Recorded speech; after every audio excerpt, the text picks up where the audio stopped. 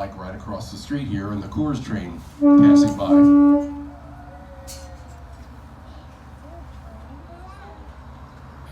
Narrow gauge was very, very popular in Colorado simply because, especially in the mountains, getting to all the mining sites, you could make tighter curves when you were laying the track, but also if you were blasting roadbed out of the side of a mountain, obviously you didn't need quite as much width with narrow gauge, so very popular.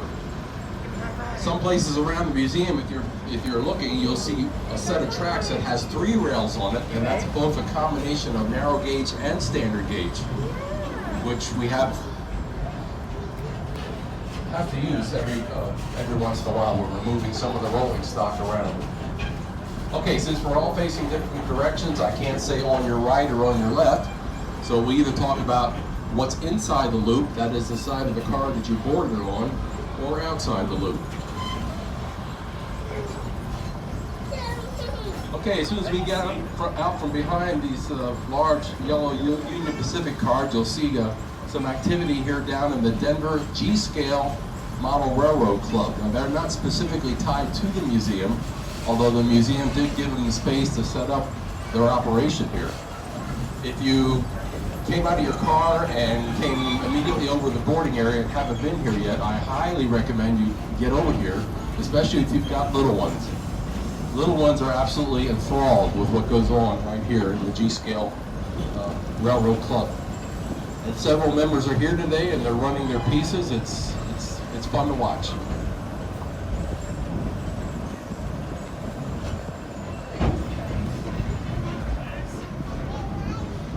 And they obviously picked a great spot in the shade.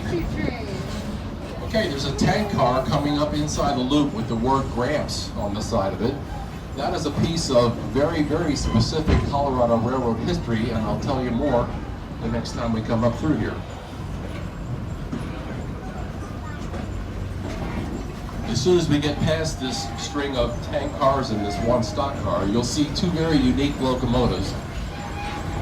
Number 12, number 14, these are Shea locomotives, and they're very unique compared to the traditional horizontally mounted drive gear locomotives that you're more used to. All the drive gear on these Shays is located on the right side. There's 3 cylinders, they're vertically stacked. The pistons are connected to a camshaft which drives a drive shaft that goes down the entire length of the engine and the tender. Makes it an all-wheel drive vehicle. Shays do not go fast. They are geared very low. You can't get a Shay to go 20 miles an hour. But they have incredible pulling power and were very useful in mining, quarry operations, lumber, anywhere where you hide high density weight.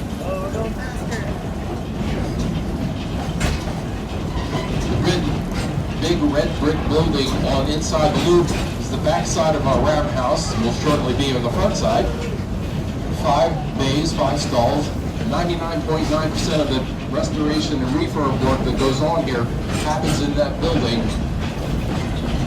Mostly by volunteers, but largely also by the 2 paid staff members who are incredibly gifted mechanics. You can see our 3 functioning steam locomotives there, number 20, number 491, number 386.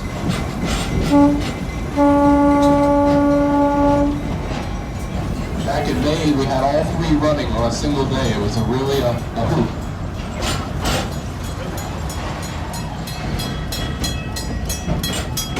Okay, let's talk about steam power for the engineering geeky-minded guys, ladies. Coming up outside the loop, there is a monster, really big, standard gauge steam locomotive, number 5629. Slightly behind it is another locomotive, number 191. 5629 was built in 1940, 191 in the 1880s. I don't have an exact year. 5629 made its living running passenger traffic between Denver and Chicago, pulling 40 or 50 passenger cars at 70 miles an hour. 191 was lucky if it could make 20 miles an hour with just 2 passenger coaches and a caboose. And the only reason I mention all this is just to kind of make you think about the evolution of steam power. It's constantly being re-engineered and tweaked to get more power, more speed, with less fuel consumption. 5629, when it came out of the shops where it was built, was rated at almost 4,500, that's 4,500 horsepower. So these big steam locomotives were some serious machines.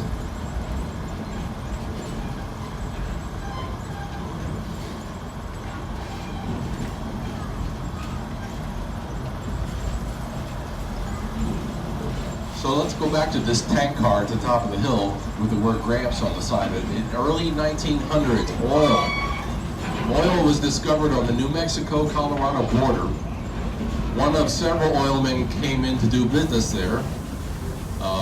We take that oil, they run it by pipeline to Antonito, where it was put on a rail car like this and taken to Alamosa, where the refinery was. This gentleman's grandkids knew what Grandpa did as a business. They would always ask, well, Grandpa, which oil cars are yours? So he unceremoniously had the word Gramps put on the side of his oil cars so the grandkids would know which ones belong to Grandpa.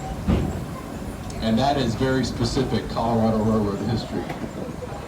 The water tower that we are now passing on the outside of the loop, that is not cosmetic, that is real.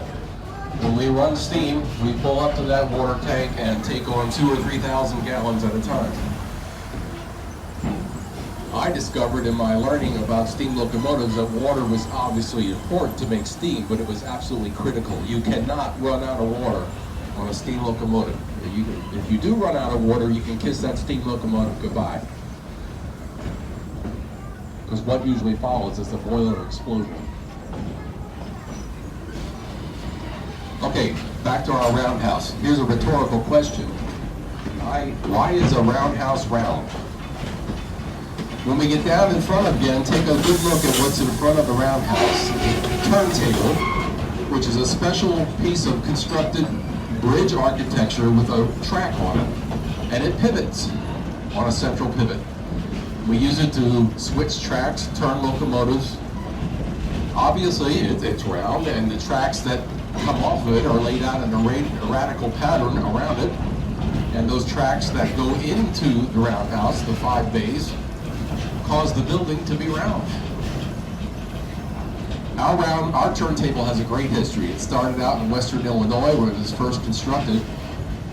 When that railroad went out of business, it was turned over or picked up by a short line railroad in western Kansas, who used it at their maintenance facilities.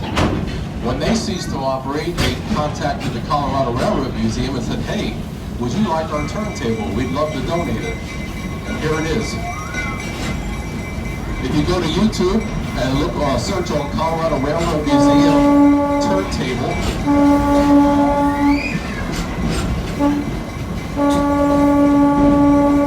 you'll find a 35-minute video on the history of that turntable and the installation here at the museum.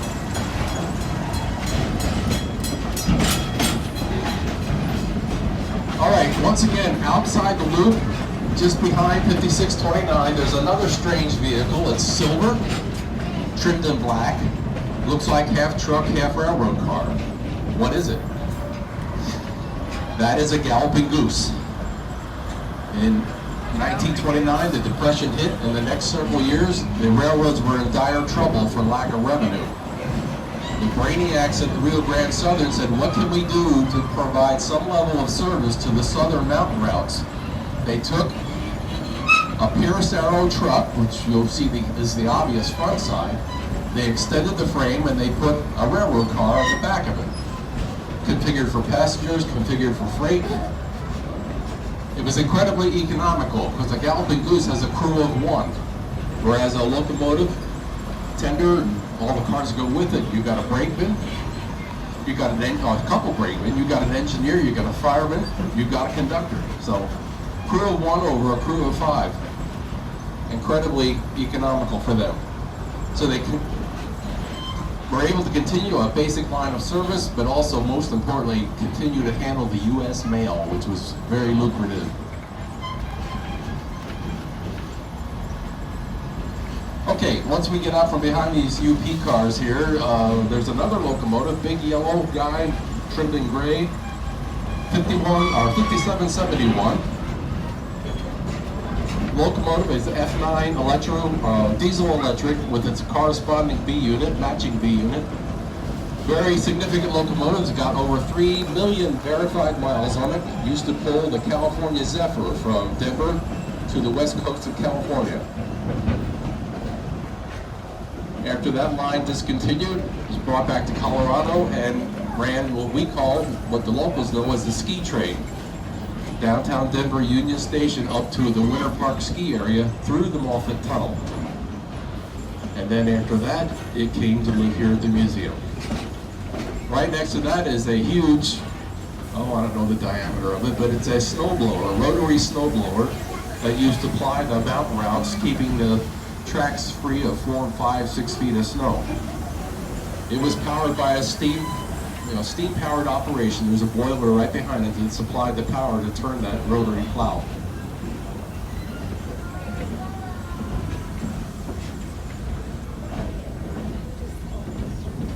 Upcoming events at the museum for the locals, or maybe even not the locals. Thomas the Tank Engine will be here 3 weekends in September. And then in November and December, we're running our very successful, popular Polar Express.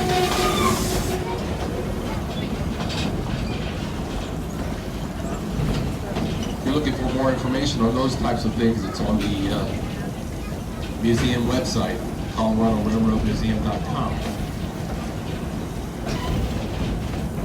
Oh, back to the galloping geese. Where did they get that name? Underneath the back part of the vehicle, there's only leaf springs. There was nothing to arrest the swaying motion, that when they go down the track, they tend to sway side to side and tend to look like they're waddling. And someone said, wow, it looks like a goose waddling down the path. There were 7 of those made. The one you saw on the other side was number 7. Number 2 and number 6 are right here parked next to each other. One of them went to California, and the remaining 3 are scattered around the state. I think there's one at Georgetown.